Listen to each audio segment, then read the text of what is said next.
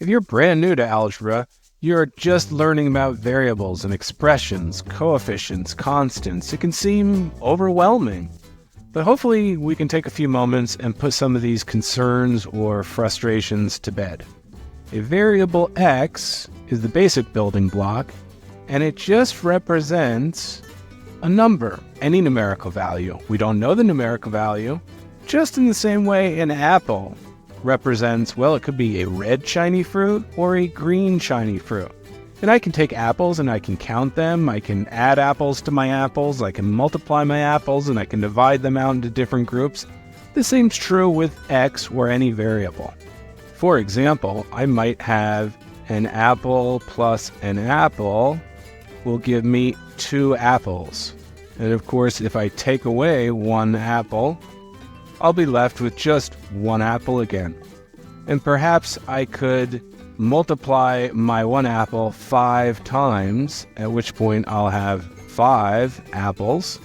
Or I could divide that by 2, in which case I'll have 5 halves, or 2 1/2 apples. So essentially I'd have to cut one of my apples right down the middle and probably share it with somebody. But in essence, the apple represents a fruit that's analogous to x, a variable representing a number. And in the same way we manipulate apples, we can manipulate variables. X, we don't know exactly what number it represents, but we can multiply it by 10 by association. That's 10 times x, so I could have 10 x's. And I might even add 4 to my 10 x's. Well, the value 10 is what we call the coefficient. That means it's some numerical value, or potentially could be another variable itself, multiplied by the variable x.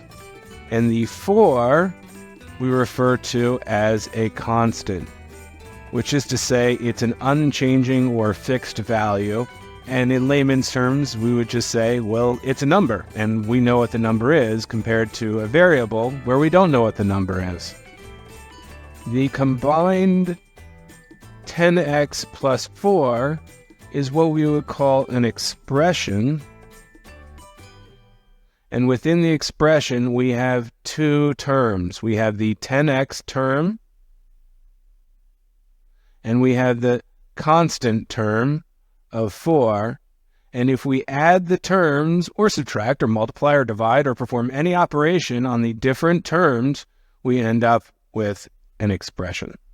We can then take that a step further, and we could say this expression equals another expression. So our purposes will call that expression 1 and expression 2. Well, that might be 10x plus 4 equals 20. This is an equation, where an equation denotes 2 expressions are equal to each other. Quick review: a variable such as x represents any unknown number. A constant is a numerical value. A coefficient is a number, or possibly another variable, multiplied by that variable, x in this case. Each of those are individually terms, and when added, subtracted, or operated upon together, they form an expression like 10x plus 4. And then when we set that expression 10x plus 4 equal to another expression or numerical value in this case, that's what we refer to as an equation. The 2 sides of the equation should evaluate to the same number. One thing we just saw as we manipulated apples, multiplied them by 5, added them, subtracted them, we can combine like terms. We add an apple to an apple, we get 2 apples. For variables, it's the same in algebra. If I have 5x minus 3x, I can combine those terms to have 2x. Just like if I had 5 apples and I subtracted 3 apples, I'd be left with 2 apples. In this case, I'm left with 2 x's. I can't evaluate the x further because I don't know what number it represents yet, but I'll know I have 2 of them, whatever they are. And likewise, my constants, or my numerical values, they can be combined as well because they're like terms. So 10 minus 5 is simply 5. So this expression on line 1 simplifies after combining like terms to 2x plus 5. Let's see another example. If I have 10y plus 6 in parentheses minus 4 minus 2y, what terms can I potentially combine? 10y plus 6 minus 4, and here's the tricky part. Remember, the minus has to be distributed through, that's essentially a minus 1, to the 4, and then to the negative 2y. So minus 2y is actually plus 2y. We'll see more about that in the following lessons, but that's one thing students will have to be careful about as they distribute through their parentheses. So now I can sort of rearrange and combine my like terms. I've got 10y plus 2y plus 6 minus 4. My 10y and 2y are like terms, so that becomes 12y.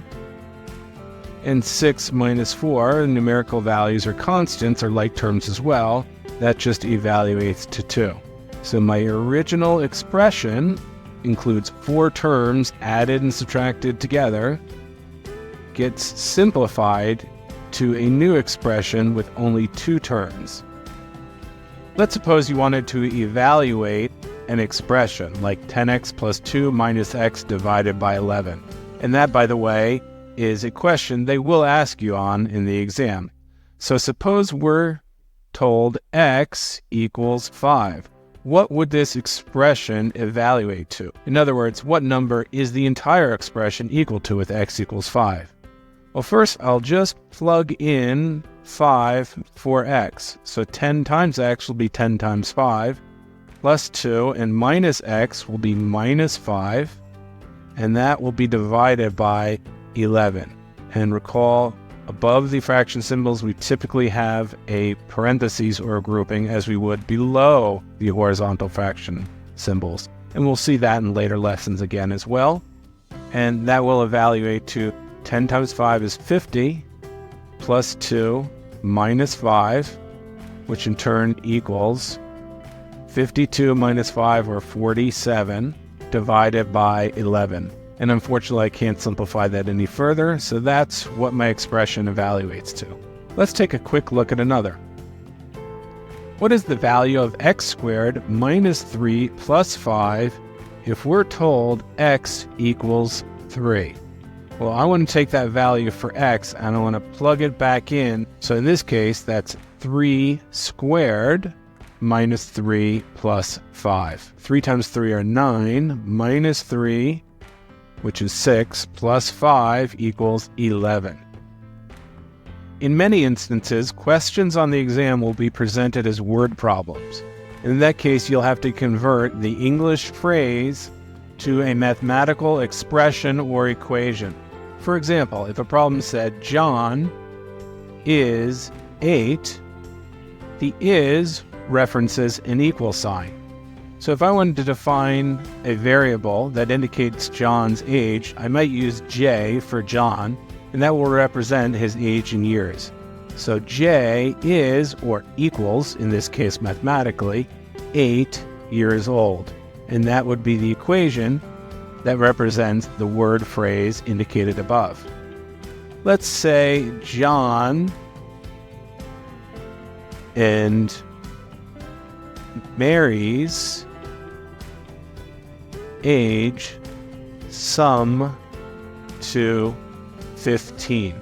How exactly would I translate that to a mathematical expression? I'll use J to represent John's age in years, M to represent Mary's age in years, and J and Mary's sum of their age is plus, mathematically.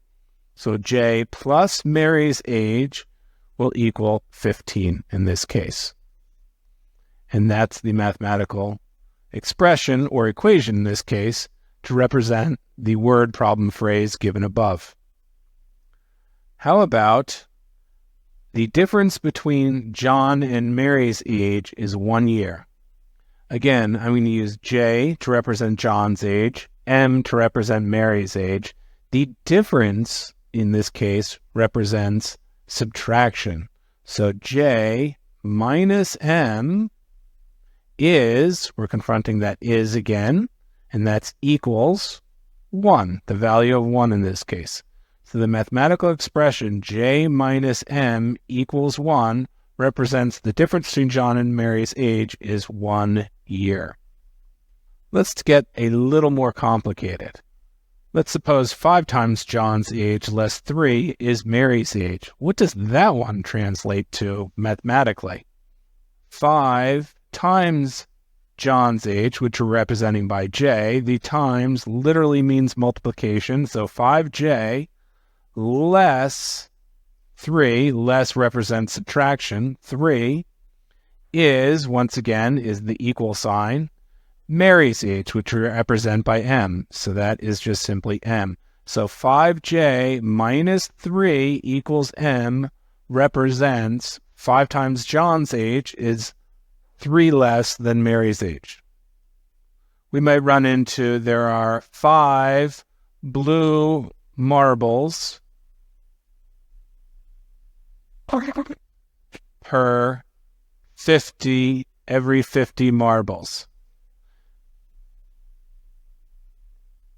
The word per in this case represents division. So that would be 5 blue marbles divided by 50 marbles in total. These are just a couple examples of word problems, a topic we'll delve into a lot more deeply in later lessons. So in total, let's review. We introduced the concept in algebra of variables, a letter that typically represents an unknown number, constants, which themselves are just numbers, coefficients, which is a number multiplied by the variable, terms, which is a product or quotient between coefficients and variables and constants, expressions, which collect the terms through addition and subtraction, and then equations, which connect those expressions with an equal sign. So in total, we want to recognize these terms, understand them, learn to evaluate those expressions by substituting numerical values in for the variables to evaluate the numerical value of the entire expression. And we want to be able to simplify those expressions. So we want to combine like terms or maybe multiply it out to get rid of the parentheses and somehow simplify the expression before we evaluate it or set it equal to something. And last but not least, we looked at word problems and introduced some basic phraseology that converts the English language word problem into a mathematical expression or equation, which will ultimately help us do our algebra and is the core to answering many of the questions on the exam correctly.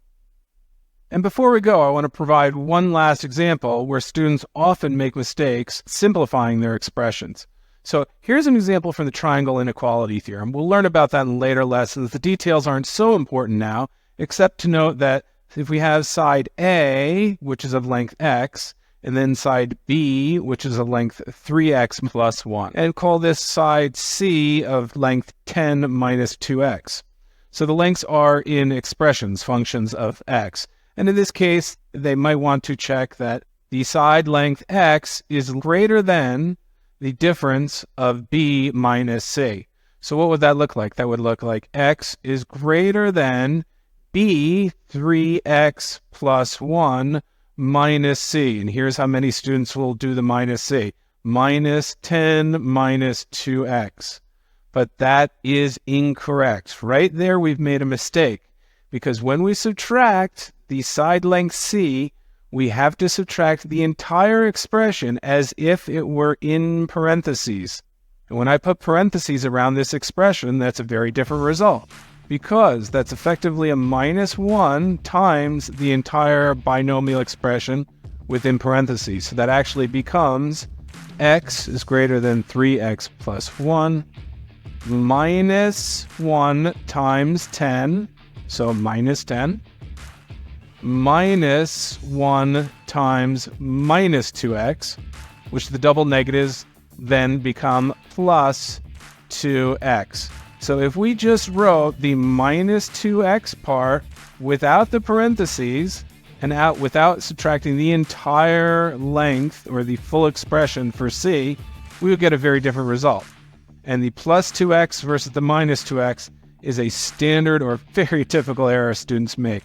So in this case, is there a mathematical reason? No, but there is a logical, conceptual reason why we have to put 10 minus 2x in parentheses when we subtract it. We really should put the 3x plus 1 in parentheses too, although that does not make a difference in this case. The reason is because we are subtracting a length, and we subtract a length, we subtract the full length. I can't just subtract the first term, 10, in my full length expression, and not the second term, minus 2x. So be careful about that, and make sure in a problem like this, and anything like that, you're very careful about your signs, and because it's on other applications, say the triangle inequality theorem, where students forget some of these specific details of simplifying expressions. And that's absolutely critical to know for the exam.